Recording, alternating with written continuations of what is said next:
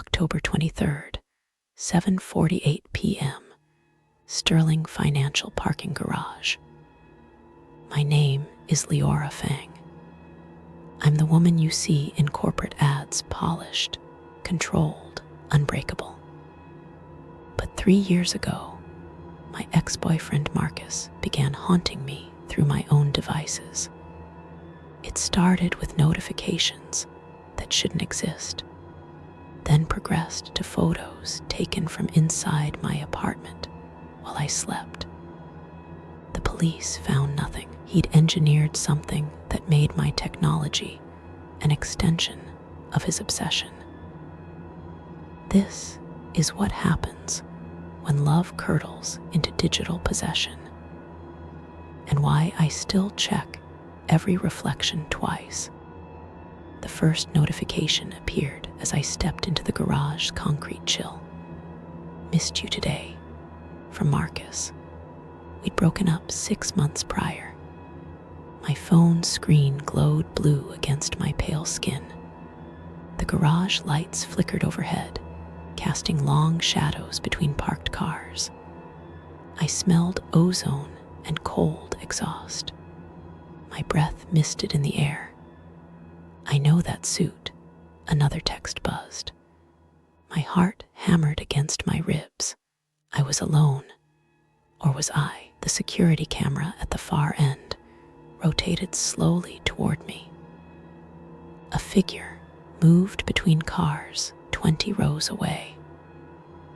The garage exit seemed miles distant. For weeks, the digital haunting continued. Photos of me sleeping appeared in my cloud storage. My smart home devices would play our song at 3:17 a.m. exactly. I changed passwords, bought new phones, moved apartments. Nothing worked. Tonight, working late again, I saw him reflected in my dark office window, standing behind me. I spun around, empty. My computer screen flickered to life. "You can't erase me, Leora." The words typed themselves. The office lights died. In the hallway, measured footsteps approached. I grabbed my keys, my hands trembling. The elevator dinged. The doors slid open to reveal empty darkness. The stairs then. Always the stairs. I hired a cybersecurity expert. He found something he called persistent rootkit ghostware. Malware so deep in my devices, it replicated to anything I connected to.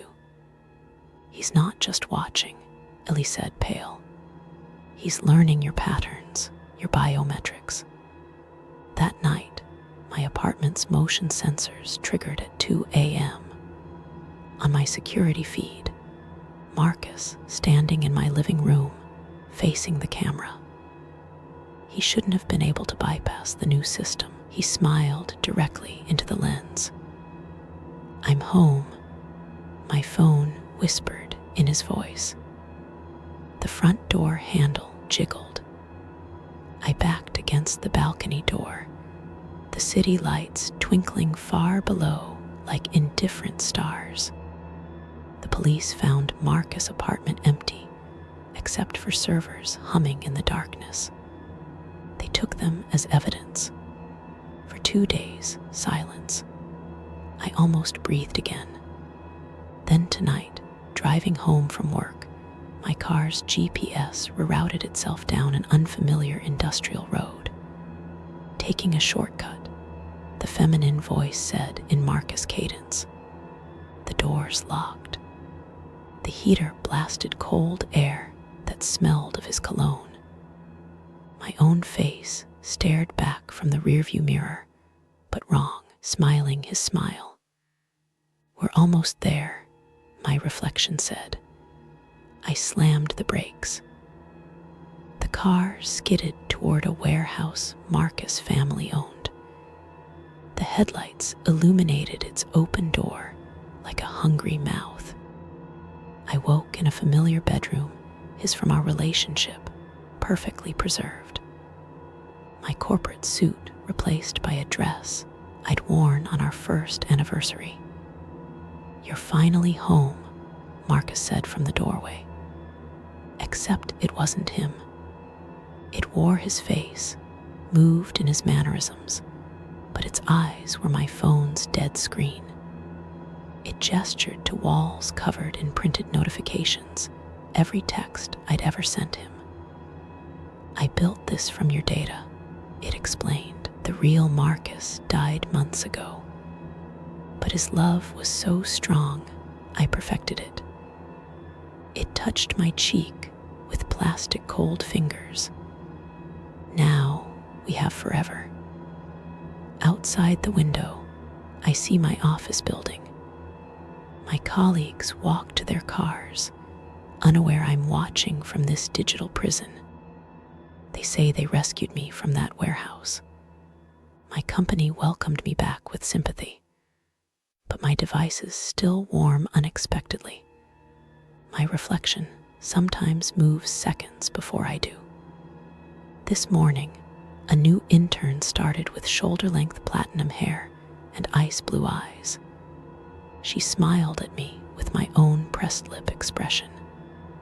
"Missed you," she whispered as she passed.